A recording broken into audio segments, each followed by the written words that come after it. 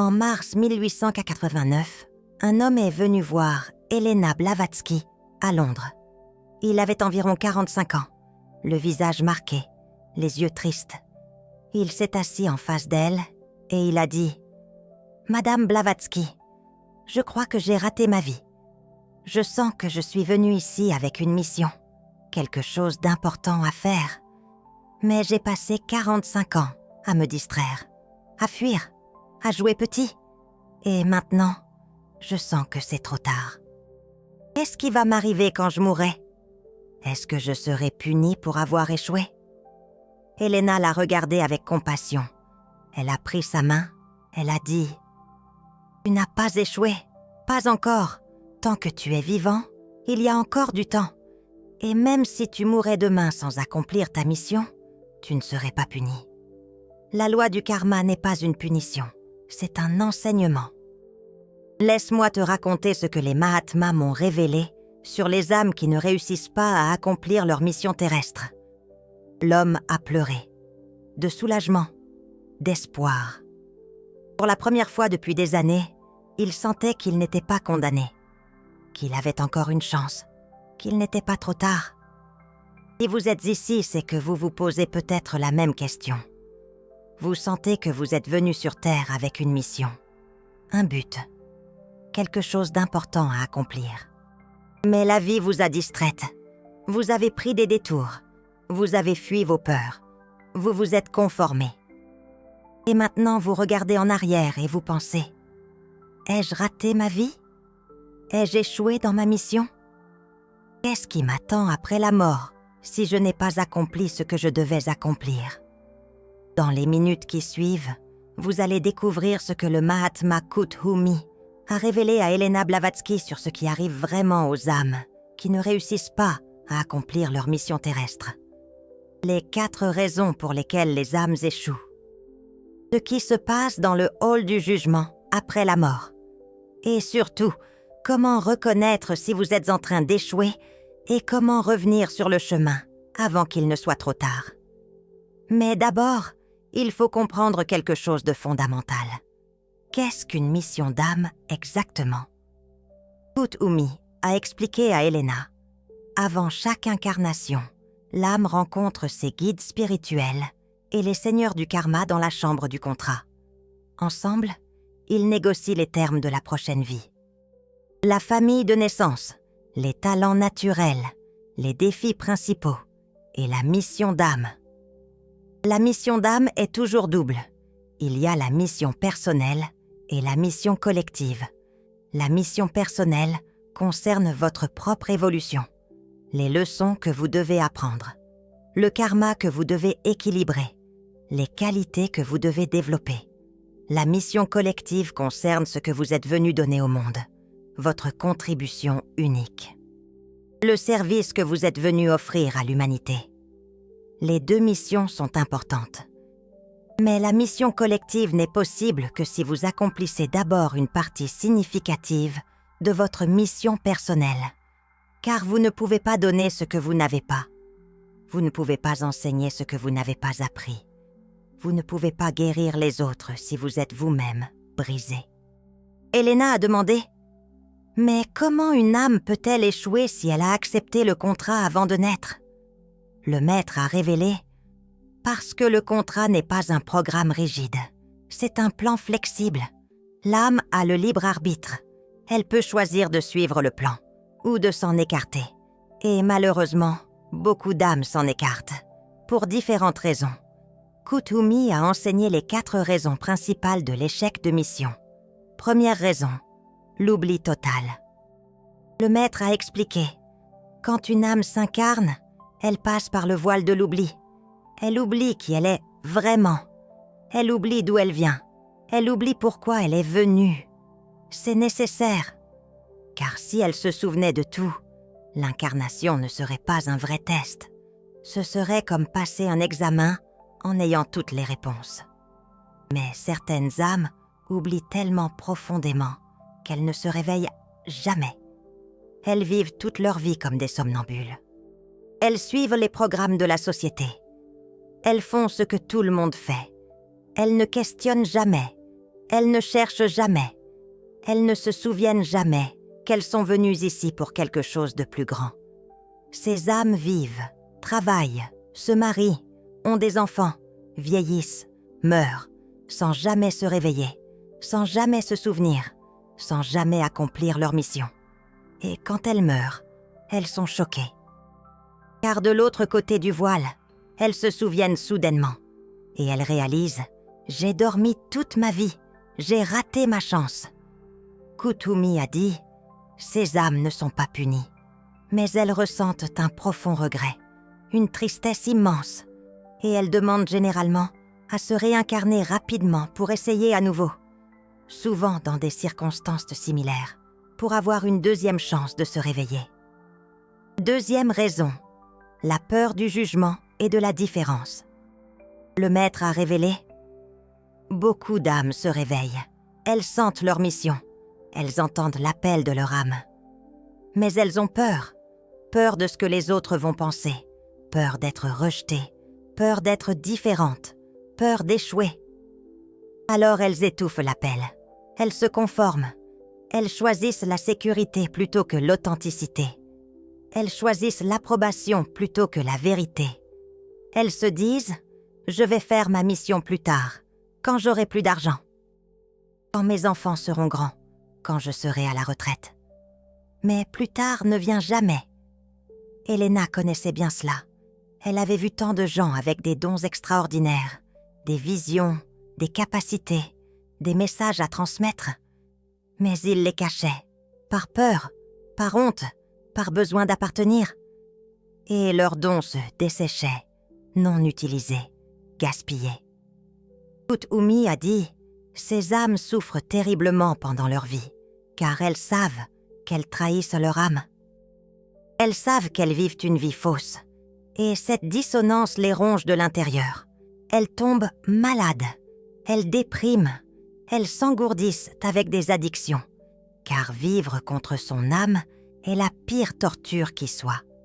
Troisième raison, la distraction et la procrastination. Le maître a expliqué, certaines âmes commencent gâtant bien. Elles se réveillent, elles sentent leur mission, elles font même les premiers pas. Mais ensuite, elles se laissent dans la distraire, par le succès, par l'argent, par les relations, par les plaisirs, par 1000 choses brillantes qui capturent la taille et leur attention. Elles se disent « Je vais juste faire cela pendant un moment, gagner un peu d'argent, profiter un peu de la vie, et ensuite, je reviendrai à ma mission. » Mais un moment devient une année devient 10 ans. 10 ans deviennent toute une vie. Et soudainement, elles ont 70 ans, et elles n'ont jamais fait ce qu'elles étaient venues faire. Elena a écrit dans son journal « La distraction est la mort de l'âme. Et le monde moderne est une machine à distraction. Il y a toujours quelque chose de nouveau, quelque chose d'excitant, quelque chose qui semble urgent, mais qui n'est pas important. Et les âmes s'éparpillent, elles courent dans toutes les directions, sauf la bonne. » Kuthumi a averti « Ces âmes aussi ressentent un grand regret après la mort, car elles voient clairement tout le temps qu'elles ont gaspillé. Toutes les opportunités qu'elles ont manquées. Elles se souviennent de tous les moments où leur âme les a appelées, et elles ont dit « Pas maintenant, plus tard. » Et plus tard n'est jamais venu. Quatrième raison, l'auto-sabotage et le sentiment d'indignité. Le maître a révélé la raison la plus tragique. Certaines âmes se sentent indignes de leur mission. Elles pensent « Qui suis-je pour faire cela ? Je ne suis pas assez bonne, pas assez pure, pas assez évoluée. Je ne mérite pas d'accomplir quelque chose de grand. » Alors elles sabotent leurs propres efforts. Elles créent des obstacles. Elles échouent délibérément. Non pas consciemment, mais inconsciemment. Leur mental conscient veut réussir, mais leur subconscient les sabote, par peur, par honte, par croyance profonde, qu'elles ne méritent pas le succès. Elena a vu cela constamment, des gens brillants qui détruisaient systématiquement tout ce qu'ils créaient. Qui tombèrent malades juste avant un événement important, qui se disputaient avec les bonnes personnes, qui prenaient les mauvaises décisions encore et encore, comme si une force invisible les empêchait de réussir. Kuthumi a dit « Ces âmes nécessitent beaucoup de guérison, beaucoup de compassion, envers elles-mêmes d'abord, car leur auto-sabotage vient de blessures profondes, souvent de vies passées, où elles ont été punies pour avoir brillé, pour avoir été différentes, pour avoir osé. Et maintenant, elles ont tellement peur de l'histoire qui se répète qu'elles préfèrent ne rien faire plutôt que de risquer la douleur. Maintenant, la question cruciale. Qu'arrive-t-il vraiment à ces âmes après la mort? Kuthumi a révélé à Elena le processus complet. Il a dit « Après la mort, toutes les âmes montent vers le hall du jugement. Pas pour être jugées par un juge extérieur, mais pour se juger elles-mêmes, en présence des seigneurs du karma qui témoignent. Dans le hall du jugement, l'âme voit sa vie entière dérouler devant elle, comme un film. Mais pas juste de son point de vue. Elle voit aussi du point de vue de tous ceux qu'elle a touchés. Elle sent ce que les autres ont senti à cause de ses actions ou de son inaction. C'est ce que nous appelons la revue de vie. Pour les âmes qui ont échoué dans leur mission, cette revue est douloureuse, très douloureuse. Non pas parce qu'elles sont punies, mais parce qu'elles voient clairement toutes les opportunités qu'elles ont manquées, tous les moments où elles ont choisi la peur plutôt que le courage, la conformité plutôt que l'authenticité, la distraction plutôt que le but. Elles voient aussi l'impact de leur échec. Les personnes qu'elles auraient dû aider, mais ne l'ont pas fait. Les messages qu'elles auraient dû transmettre, mais ont gardé silencieux. Le travail qu'elles auraient dû créer, mais n'ont jamais commencé. Et elles ressentent la douleur de tout ce potentiel non réalisé. Elena a demandé « Sont-elles punies, envoyées dans une sorte d'enfer ?» Kuthumi a été très clair. Il a dit « Non, il n'y a pas d'enfer. Il n'y a pas de punition éternelle.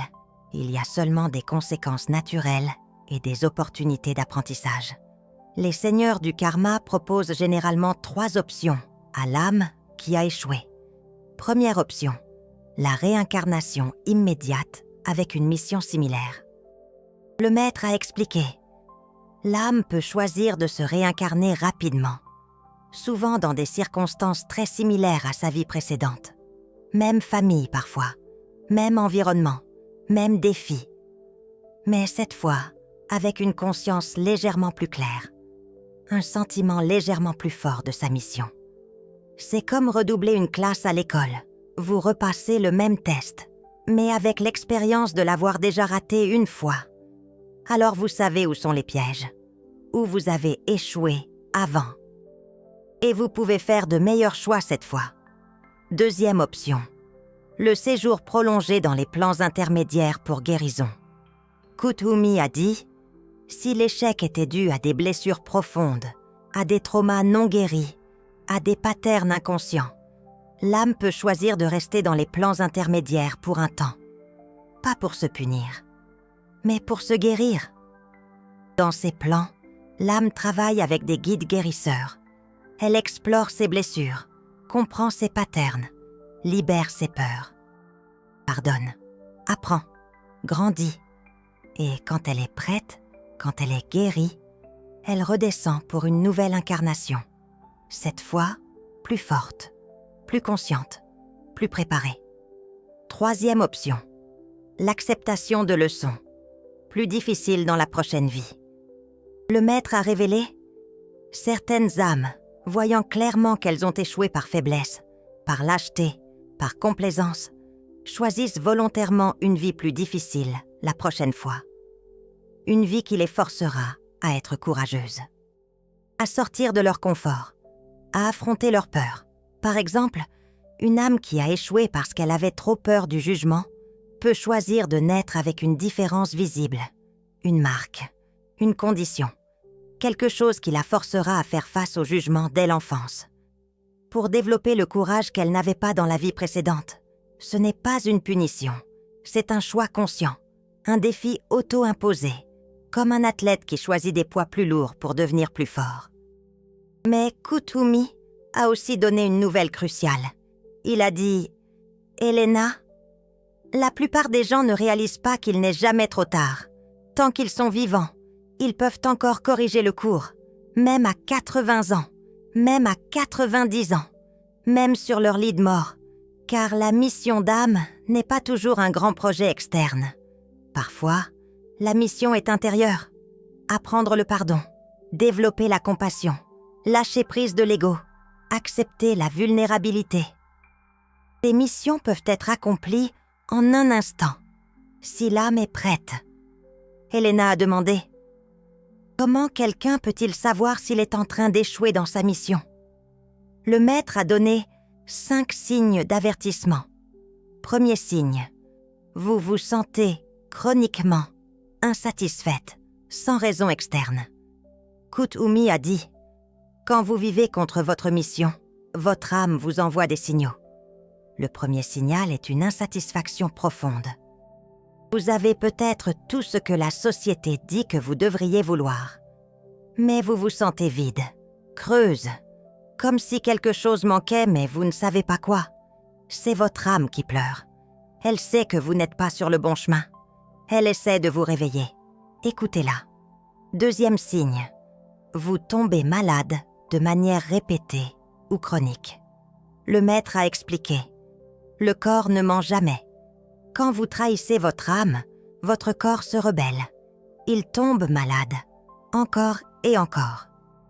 Des maladies mystérieuses que les médecins ne peuvent pas guérir. Parce que la cause n'est pas physique, elle est spirituelle.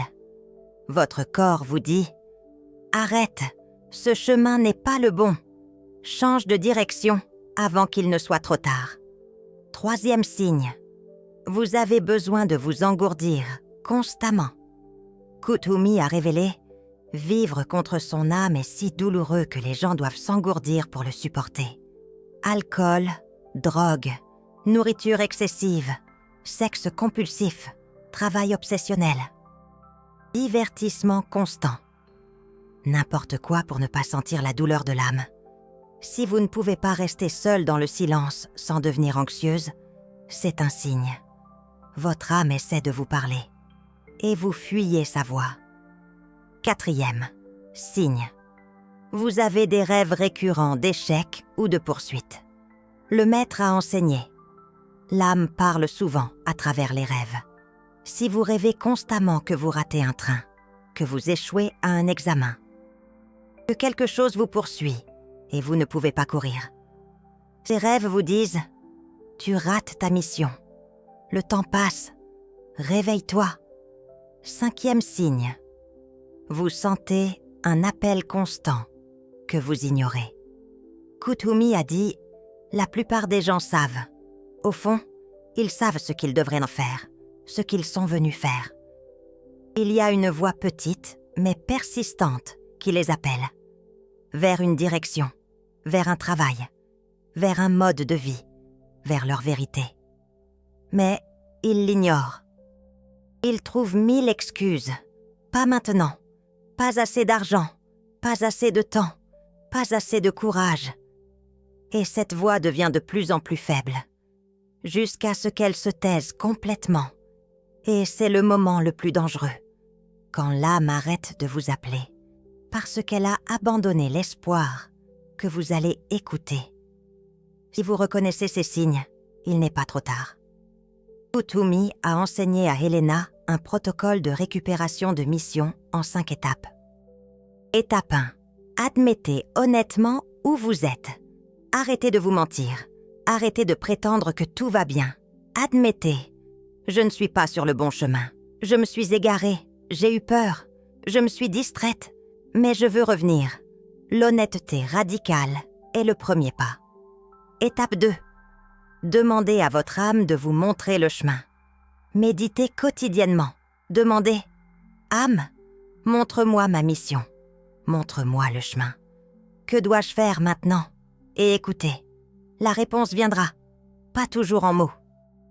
Parfois, en sentiment, en synchronicité, en porte qui s'ouvre. Soyez attentive. Étape 3. Faites un petit pas. Immédiatement. Ne attendez pas d'être prête. Ne attendez pas le moment parfait.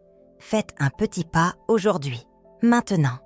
Si votre mission est d'écrire, écrivez une page. Si c'est d'enseigner, enseignez une personne. Si c'est de créer, créez quelque chose. L'action brise l'inertie. Étape 4. Libérez-vous du jugement des autres. Acceptez que certaines personnes ne comprendront pas. Certaines vous jugeront. Certaines vous rejetteront. C'est le prix de l'authenticité. Mais leur jugement ne peut pas vous détruire. Seul votre propre jugement peut. Libérez-vous. Vivez votre vérité. Étape 5. Pardonnez-vous pour le temps perdu. Ne gaspillez pas plus de temps à vous haïr pour le temps que vous avez déjà gaspillé. Pardonnez-vous. Vous avez fait de votre mieux avec la conscience que vous aviez. Maintenant, vous êtes la plus consciente. Alors avancez. Sans regarder en arrière avec regret. Seulement avec gratitude pour les leçons. L'homme qui était venu voir Elena en 1889 a suivi ce protocole. Il a quitté son travail corporatif. Il est devenu enseignant. C'était ce qu'il sentait depuis toujours qu'il devait faire. Il a vécu encore 15 ans. Et dans ces 15 ans, il a touché des centaines de jeunes vies. Il est mort paisiblement, en paix, sachant qu'il avait finalement accompli sa mission. Elena a dit « Il n'est jamais trop tard pour se réveiller. Jamais trop tard pour changer de direction. Jamais trop tard pour vivre authentiquement. Votre âme vous attend, patiemment, avec amour, prête à vous guider dès que vous êtes prête à écouter. Si vous sentez que ces mots résonnent en vous, c'est votre âme qui vous appelle. Ne l'ignorez plus. Le temps passe, mais il n'est pas trop tard, pas encore. Répondez à l'appel, maintenant. Si vous ressentez l'urgence de revenir sur votre chemin, le YouTube a ce petit cœur doré juste en dessous, le Super Thanks. Quand une âme qui se réveille reconnaît une autre âme qui se réveille à travers ce geste, cela crée ce qu'Elena appelait le cercle du réveil. Une connexion entre tous ceux qui choisissent le courage, l'authenticité, la vérité. Nous nous soutenons mutuellement pour rester sur le chemin. Avez-vous reconnu que vous n'êtes pas sur le bon chemin? Écrivez dans les commentaires « Je reviens », juste ces 2 mots. Car d'autres âmes qui reviennent aussi verront ces mots. Et elles sauront qu'elles ne sont pas seules, que nous sommes nombreux à nous réveiller, à corriger le cours, à revenir à notre mission. Il n'est jamais trop tard, jamais.